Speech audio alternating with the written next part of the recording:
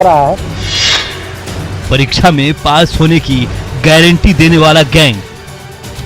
गिरोह को संचालित करने वाला कोई ना कोई एक बहुत बड़ा रैकेट जरूर है, जो उनके माध्यम से पढ़ने वाले तेज लड़का को पकड़ता है, उनको लालच देता है। बच्चे बेरोजगारी के कारण गलत काम कर देते हैं और पैसा लेके वो सोल्व करने चले जाते हैं।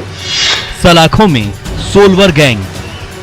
उसका भाई भी है जो पहले जेल वेल गया हुआ है, तो उस रितेश नाम है, और रितेश नाम से ही मेल भी गया था। सपनों के सौदागर, टैलेंट के लुटेरे।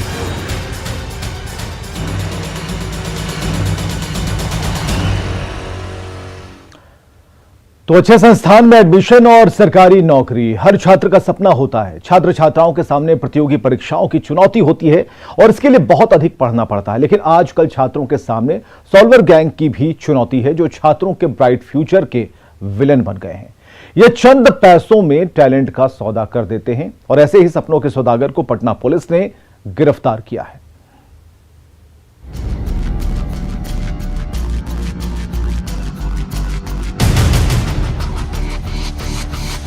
पटना पुलिस की गिरफ्त में ये है सोलवर गैंग, जो कई सालों से परीक्षा में नकल कराने और परीक्षा लिखने का काम कर रहा था। इस काम के लिए ये अभ्यर्थी से मोटी रकम चार्ज करता था, जिसके बाद ये पास होने की गारंटी देता था।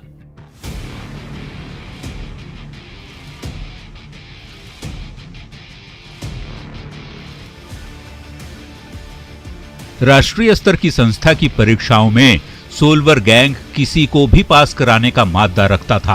पैसों की बदौलत वो किसी भी स्टूडेंट को अधिकारी बनाने तक का दावा करता था, और इसके शिकार होते हैं वो छात्र जो दिन रात एक करते, खून पसीना बहाकर पढ़ाई करते हैं।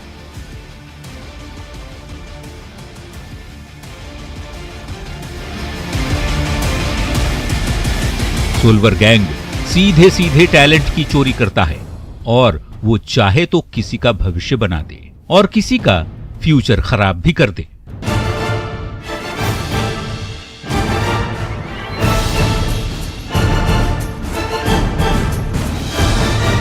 पटना पुलिस से कुछ दिन पहले एक राष्ट्रीय स्तर की संस्था के प्रतिनिधि ने संपर्क साधा और सॉल्वर गैंग को लेकर पटना पुलिस से मदद मांगी। वो वाला मैं बैकग्राउंड आपको बताता हूँ। जो घटना हुई थी उसमें मैं एजेंसी का नाम नहीं लूंगा, उस एजेंसी को एक मेल गया था पटना से, और एक पर्टिकुलर एग्जाम के बारे में वो मेल गया कि उसका एक एग्जाम संभावित है, उसका पेपर इस बंधु के पास है और ये लीक कर रहा है। ठीक, वो लोग अपने लेवल पे बहुत प्रिलिमिनरी इंक्वायरी किए, करने के बाद चूंकि स्टेक हाई था, रेपुटेशन भी है इंस्टीट्यूशन का, लीक हो जाएगा पेपर, तो उन लोगों ने इसको उचित समझा कि पुलिस को, लोकल पुलिस को बताया जाए। वो मेरे पास आए मिलने के लिए। उच्च अधिकारी थे एक इंस्टीट्यूशन के, वो लोग आए हमारे पास। हम लोग उनकी बात 2-3 घंटे बाद हम लोगों की हुई, और बातों से ये स्पष्ट हुआ कि ये मिस्चीफ वाला ही मैटर लग रहा है। हाँ, ये जिनकी तो इशारा कर रहा है उसका इतिहास हम लोग के पास था, लेकिन जिस तरह की कम्युनिकेशन थी उससे ये स्पष्ट हो रहा था कि लीक तो पेपर नहीं हुआ है। इस सूचना के बाद पटना पुलिस ने तुरंत एक्शन लिया, कई जगहों पर रेड मारी और सोलवर गैंग के एक गुर्गे रितेश को गिरफ्तार कर लिया। रितेश के पास से 4 लैपटॉप, 6 मोबाइल, कई एडमिट कार्ड जब्त किए गए। मैटर इतना सेंसिटिव था, हम लोगों ने इसको वेरीफाई करना उचित समझा, तो उस प्रीलिमिनरी जो एप्लीकेशन आया था उस पर हम लोगों ने इन्वेस्टिगेट किया, और चूंकि एफआईआर कोई बन नहीं रहा था उस पर, अभी सूचना मात्र थी, तो उस आधार पे हम लोगों ने एक व्यक्ति को पकड़ा।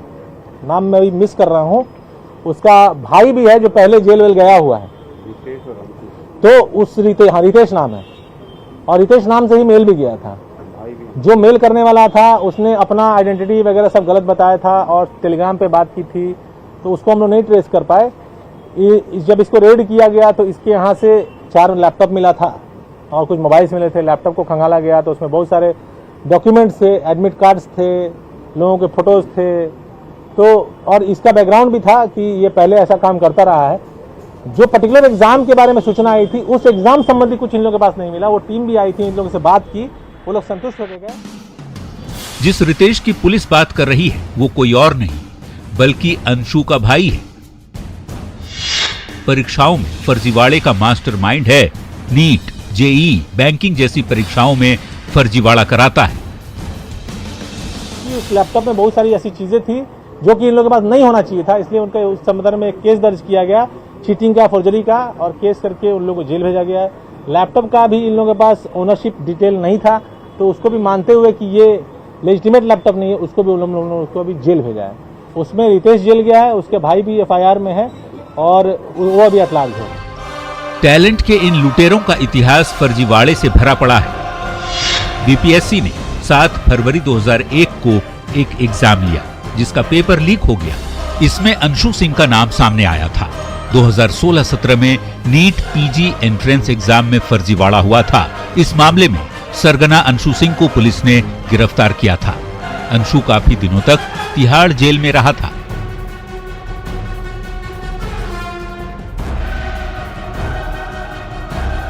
फर्जीवाड़े का मास्टरमाइंड अंशु सिंह को कई राज्यों की पुलिस तलाश रही है।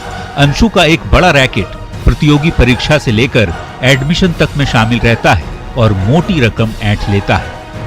इसको बोलेंगे क्रिएटिव क्राइम, कन्वेंशनल क्राइम से अलग है। इसमें एविडेंस जुटाना भी थोड़ा मुश्किल हो पाता है, और इसमें जिस तरह से साइबर क्राइम है, इसको एकदम साइबर क्राइम तो नहीं कहेंगे, लेकिन उसी से पैरेलल क्राइम है, जिसमें कि जो विक्टिम्स हैं वो जानबूझ के शिकार बनते हैं। उनको पता है, जैसे हम लोगों ने पिछले साल एक घटना डिटेक्ट किया था, उसमें एडमिशन करवाने के नाम पे लोगों को ठगता था। इसी ग्रुप का कुछ लोग था, जिसमें हम लोगों ने बुद्धा कॉलोनी में केस करके जेल भेजा था। उसमें 5 लोग पकड़ाए थे। सोलवर गैंग न सिर्फ एग्जाम के नाम पर रैकेट चलाते हैं, बल्कि रैंकिंग आने के बाद एडमिशन और पोस्टिंग तक के नाम पर ये छात्रों को लूट लेते हैं।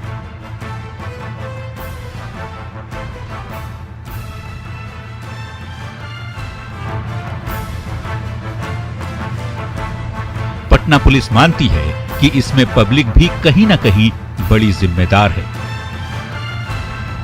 फुल प्रूफ बनाया जाता है, लेकिन उसके बावजूद इन्होंने लूपहोल निकाला है कि अब रैंक आ गई लड़के की, अब एडमिशन करवाने के नाम पे लिया जाए। तो जो लोग हैं उन लोगों को समझना चाहिए कि कोई भी एजेंसी लेजिटिमेट है, उसके प्रोटोकॉल के तहत ही एडमिशन हो रहा होगा। अगर थर्ड पार्टी कोई जाता है एडमिशन कराने तो उससे बचना चाहिए, कतराना चाहिए। लेकिन कहीं ना कहीं इसमें लोगों को भी सजग रहना होगा कि ऐसे सॉल्वर गैंग, इनको कस्टमर कहां से मिलता है, ये सोचने वाली बात है। ये तो जाके किसी के माथे पे कनपट्टी पे कट्टा सटा के तो नहीं बोल रहे कि मेरे को तुम मेरे से काम करवा। तो पब्लिक के लालच को, पब्लिक के शॉर्टकट को भी ये लोग एक्सप्लॉइट करते हैं।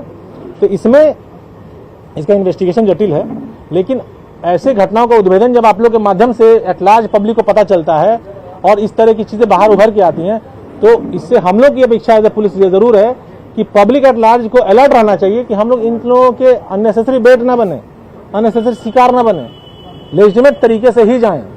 तो उससे इन लोगों को हराने में कारगर साबित हम लोग हो पाएंगे। अदरवाइज इसमें मुनाफा बहुत है, एफर्ट बहुत कम है। तो इकोनॉमिकल एंगल से बहुत लाभप्रद अपराध है, इसलिए ये लोग इसमें से छूटने के बाद भी बार बार इसमें संलिप्त रहते हैं। यूपी के मुरादाबाद में माध्यमिक शिक्षा सेवा चयन बोर्ड की सहायक शिक्षक भर्ती की परीक्षा में सॉल्वर गैंग के 7 सदस्यों को गिरफ्तार किया गया।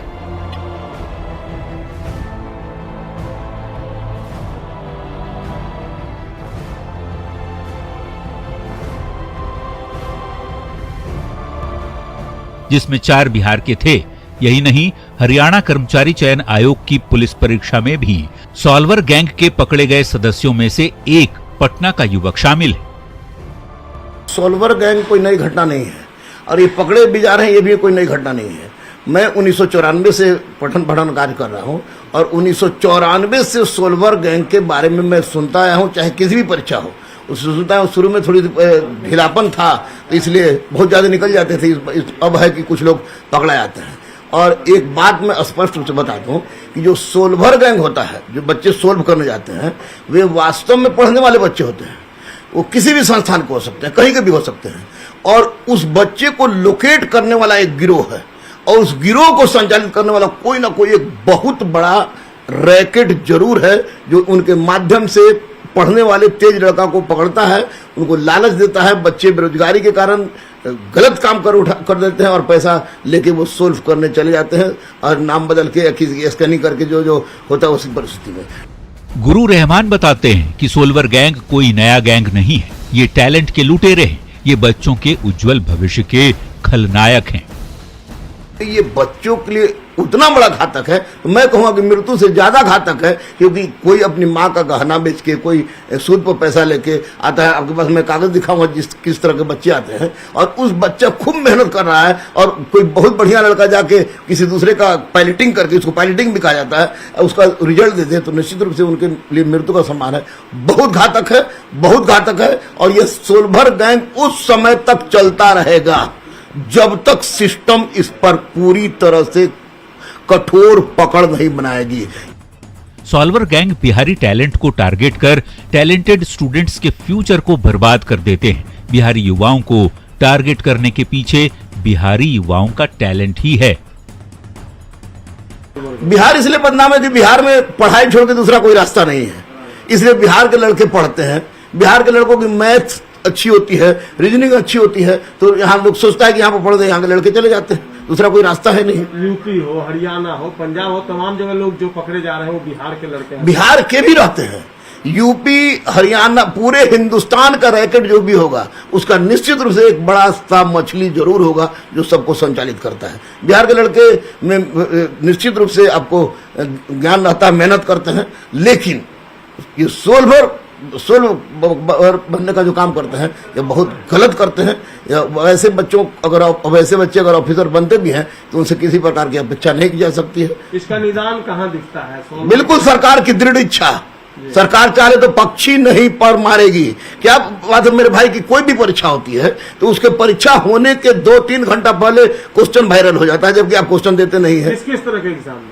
सब इंस्पेक्टर में, सिपाही में, आपको बीएसएससी जो एग्जाम ले, आपको 7 साल 7.5 साल के बाद आप ही के चैनल के माध्यम से हम लोगों ने मिलकर कैंसिल कराया था। आपको बीएसएससी 7.5 साल बाद हो रहा है। पुरुषोत्तम मिश्रा भविष्य में अधिकारी बनना चाहते हैं, इसके लिए खूब पढ़ाई भी कर रहे हैं, जी जान से एग्जाम की तैयारी करते हैं, लेकिन सोलवर गैंग इनके सपनों को चकनाचूर कर देता है। सर मेहनत तो करते हैं, जब रिजल्ट आता है तो स्कॉलर बैठ कर ले जाता है। हम लोग को बहुत निराशा होती, लगता है कि जीवन में कुछ बचा नहीं है, और ना सरकार सुनती है, और हम लोग जाते हैं तो लाठी बरसा के हम लोग को बाहर कर दिया जाता है। हम लोग गरीब आदमी हैं, लगता है कि आत्महत्या कर ले, और मेहनत बर्बाद हो जाती है। पुरुषोत्तम के पिता के पास पढ़ाने तक के पैसे नहीं, लेकिन वो सारी मुश्किलों का सामना कर पुरुषोत्तम को पढ़ा रहे हैं।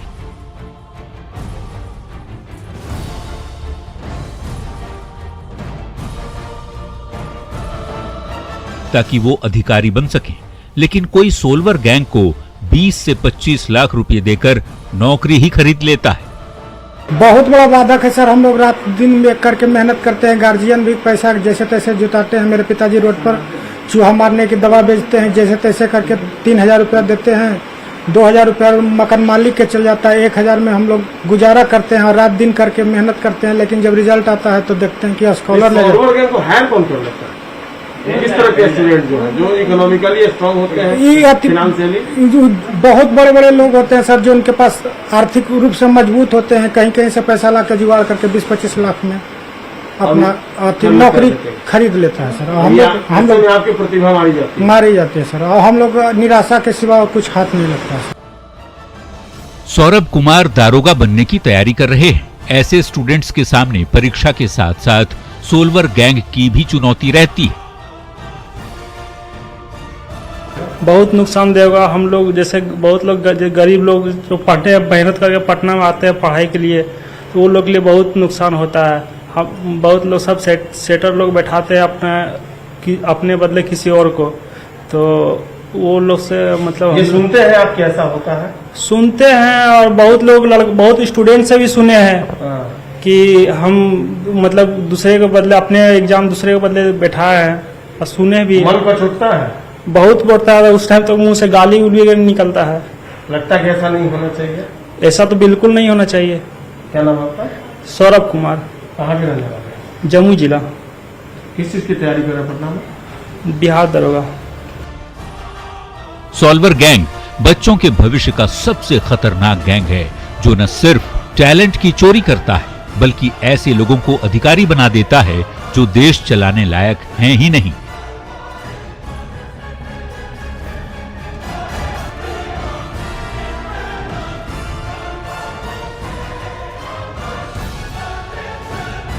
ये महज बच्चों के भविष्य से जुड़ा मुद्दा नहीं, बल्कि देश के भविष्य की बात है।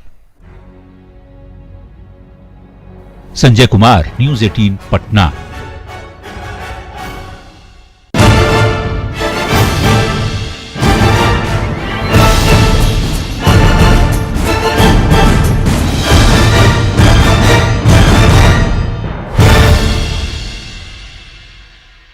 खबरें लगातार जारी हैं, बने रहिए हमारे साथ।